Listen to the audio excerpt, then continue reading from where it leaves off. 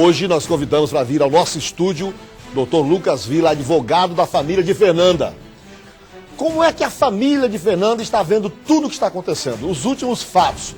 Como está avaliando, qual é o sentimento da família, principalmente no que tange a imagem de Fernanda perante a opinião pública? Ninguém melhor para falar sobre isso do que a família ou alguém que represente a família. E aqui está o Dr. Lucas. Boa tarde, Dr. Lucas. Boa tarde, Tony. Obrigado pela sua vinda, por ter aceito o nosso convite. Dr. Lucas, esses últimos fatos promoveram uma reviravolta no caso Fernanda Lages. A promotoria já começa a destoar fortemente da polícia e hoje nós vimos o delegado Paulo Nogueira em vários órgãos de comunicação, inclusive aqui, já mudar o tom. Já chegar a dizer, inclusive, que os promotores não conhecem os autos, de que eles conhecem tanto quanto a população de Morro Cabeça do Tempo, que jogam para a plateia.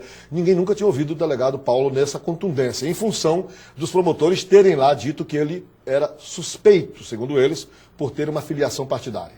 E a família, doutor Lucas, como está vendo tudo isso e qual é a posição dela? Então, Tony, a família e eu, como advogado, nós tentamos sempre nos manter tranquilos, calmos e tentar confiar e acreditar nas autoridades envolvidas. Mas chega um ponto em que as coisas começam a ficar difíceis. Porque nós acreditamos ou queremos acreditar na Polícia Civil, no Ministério Público, nas instituições, mas chega um momento em que as próprias instituições envolvidas não acreditam umas nas outras. E aí, em quem acreditar, se elas próprias não falam a mesma língua, né? Então fica difícil para a família e fica difícil até para o advogado dizer hoje em dia que está confiante nos resultados do processo, que está confiante nas instituições, se as instituições não estão falando a mesma língua, né? Nós confiamos e acreditamos na lisura de todos os envolvidos, na competência de todos os envolvidos, sim, mas não é uma confiança cega. O que a gente espera de cada uma dessas instituições? Porque me perguntam muito, e às vezes perguntam e eu vejo, por exemplo, ontem o delegado-geral James Guerra aqui no seu programa, sim, dizer que esse é o inquérito mais bem feito da história da polícia, né? Melhor instruído. Se você me pergunta, história, né? Eu tenho tido acesso aos autos do inquérito do que já está pronto, né? Lá na CICO, não do que não veio. Você me pergunta, Lucas, esse inquérito realmente é bem feito? Eu não tenho como dizer se o inquérito é bem feito ou se ele é mal feito, enquanto ele não for finalizado, né? O que é o inquérito bem feito para mim? O inquérito bem feito é aquele que, finalizado, diz o nome do indiciado com provas de autoria e de materialidade suficientes para embasar uma denúncia. Isso é um inquérito bem feito. Bom, no que se refere à sua conclusão. Isso. Mas o tecer desse inquérito, a construção dele, o senhor tem acompanhado? Porque o que o delegado diz é que os promotores sequer conhecem os autos. O senhor conhece? Eu conheço os autos do que tem formalizado até então. O que está na CICO, eu conheço os autos e acompanho cada documento novo que chega.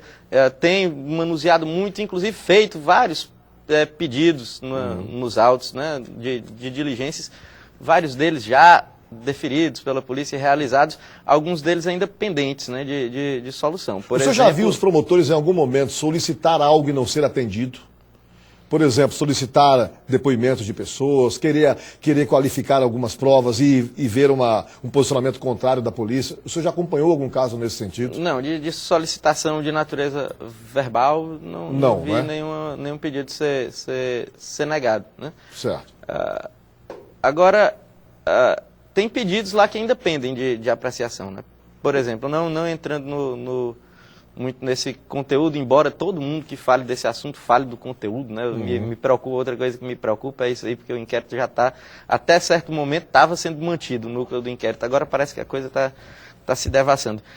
Desde o dia 16 de setembro, por exemplo, entre 8 pedidos que eu fiz nessa data fundamentados, eu fiz o pedido de prisão de uma pessoa e até hoje eu não tenho... O senhor fez o pedido de prisão já? Fiz, desde o dia 16 de setembro desse... E qual foi a resposta que o doutor Lucas, isso é muito... O senhor já fez, o senhor já solicitou à polícia que decretasse a prisão de uma pessoa, que o senhor entende ser suspeito? Que eu entendo ser suspeito ou que, ainda que não tenha participação no crime, que tem mais a dizer do que o que está sendo dito. E qual foi a justificativa da polícia para não atender o seu pedido? Não, a polícia me explicou que nesse momento seria mais interessante, talvez, deixar essa pessoa em liberdade e colher mais materiais suficientes para embasar a prisão. Eu acredito que essa prisão já é absolutamente possível, né? Inclusive, meu pedido está fundamentado nesse sentido. As suas convicções são mais fortes a cada dia que passa de que essa pessoa deva estar presa já? Eu acredito que enquanto a gente não tiver algumas atitudes mais enérgicas, os resultados ficam difíceis de chegar, né? Eu estou aguardando com muita ansiedade o resultado dos exames de DNA e eu estou querendo acreditar, quando eu quero me manter otimista, eu quero no sentido de crer que uma solução cabal será dada pelo resultado desses exames. No momento em que se atestar, ou que for possível atestar a presença de determinada pessoa e se identificar que pessoa é essa no local do crime, aí eu acho que todo mundo começa a falar a mesma língua necessariamente, né? Agora, o receio é de que isso não aconteça, ou que porventura, por exemplo, eu já vi algumas declarações no sentido de que não há ainda prova de que outra pessoa estivesse lá. Uhum. Eu acho muito complicado a gente afirmar isso, sabe, Tony? Porque esses vestígios de materiais genéticos que foram encontrados, né, e chegaram esses resultados lá da Paraíba, eles não são vestígios quaisquer, né? Entre esses vestígios, existem vestígios de sangue. E entre os locais onde esses vestígios de sangue foram encontrados, está vestígio de sangue no parapeito, exatamente lá o mezanino do prédio é enorme, né? E é exatamente no local de onde a Fernanda teria caído, tem uma mancha de sangue, um sangue pertencente a um homem. Mesmo. Então você querer me dizer que isso aconteceu porque um operário qualquer estava pintando lá e se machucou exatamente no mesmo lugar onde a Fernanda caiu. E este mesmo operário se machucou também na escada, no lugar onde a Fernanda teria supostamente caído. Eu acho um pouco temerário, né? E eu digo isso, sabe por quê, Tony? Isso é uma coisa que eu digo aqui. Estou dizendo aqui depois de já ter dito isso com muita transparência e muita tranquilidade para todas as pessoas que precisam ouvir isso, porque eu não trabalho com subterfúgio, não sei trabalhar com subterfúgio. Eu gosto de tudo às claras, transparente, falo com as pessoas que devem ouvir aquilo que eu tenho para falar. E essa observação que eu fiz, de que me incomoda o fato de que o Ministério Público tenha suspeitos e a polícia não tenha, né? Isso já disse isso, inclusive, na reunião que ocorreu no Karnak, né? E como disse também, que me angustia a hipótese, e aí parece que isso virou, de certo modo, um tabu falar nessa questão, mas a hipótese do suicídio, que às vezes querem demonstrar para a gente que essa hipótese estaria morta, né? Que ninguém trabalha mais com essa hipótese, quando eu percebo claramente de todas as reuniões que eu participo, de todos os eventos, como, por exemplo, a reconstituição do crime e outras situações, eu percebo claramente que no imaginário, não digo da polícia como um todo, mas que dentro das investigações existe de forma muito forte como uma hipótese privilegiada a hipótese do suicídio, né? Sim. E se diz, não, o fato já aconteceu, o que se tem que dizer é o que ocorreu durante o fato. Óbvio, agora o fato não foi presenciado por ninguém, né?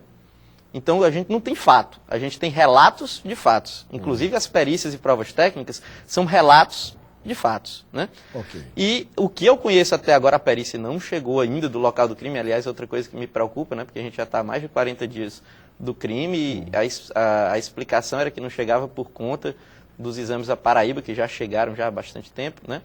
E esse laudo do local do crime não chegou. Eu não sou perito, não tive acesso ao laudo do local do crime, nem ao laudo cadavérico, que não chegaram ainda, não estão concluídos ainda. Mas eu digo, com os elementos que eu tenho até o presente momento, eu não consigo acreditar na possibilidade do suicídio. Na tese de suicídio, quer dizer, o senhor descarta a tese de suicídio. E eu acho que não é verdade essa história, Dr. Lucas, que não existe tese de suicídio. Existe, ela é forte e a gente corre um risco de ser surpreendido por essa tese. E essa tese se fortalece dentro da polícia? Acho que sim. Então, neste aspecto, neste ponto, o senhor está em sintonia com os promotores. Com certeza. Neste aspecto, na convicção de que há um convicção de que foi um assassinato. Sim.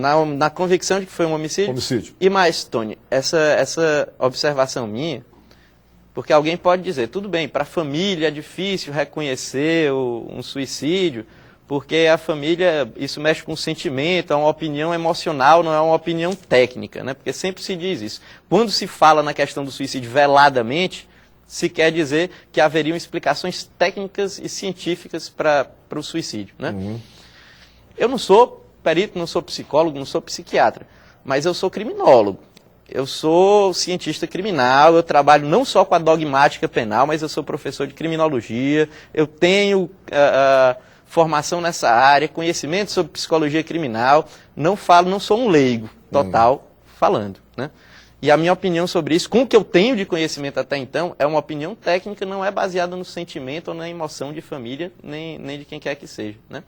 Inclusive, se costuma dizer, porque sempre que se diz, não, a Fernanda era uma pessoa alegre, ela jamais se suicidaria, né? Ela é uma pessoa, ela nunca falou sobre isso.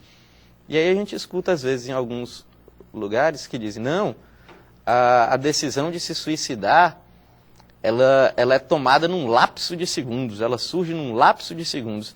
Isso não é verdade, não.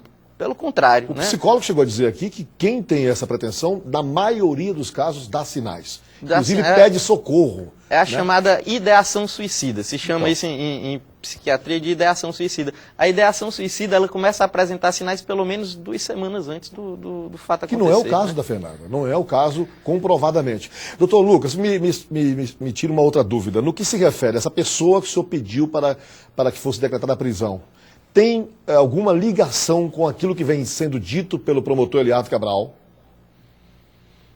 Depende, né? Muitas coisas têm sido ditas por muitas pessoas. O promotor tem falado em figurões, tem falado em gente importante, chegou a citar nomes de partido O pedido de prisão que eu fiz foi ligado ao local do crime, à execução. Do crime. A execução. Ao cenário do crime. A execução.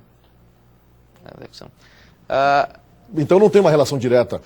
Em algum momento também, naquilo que diz o promotor Eliardo Cabral, com uma certa insistência, o senhor já tem convencimento disso, de que há gente grande metida nessa história?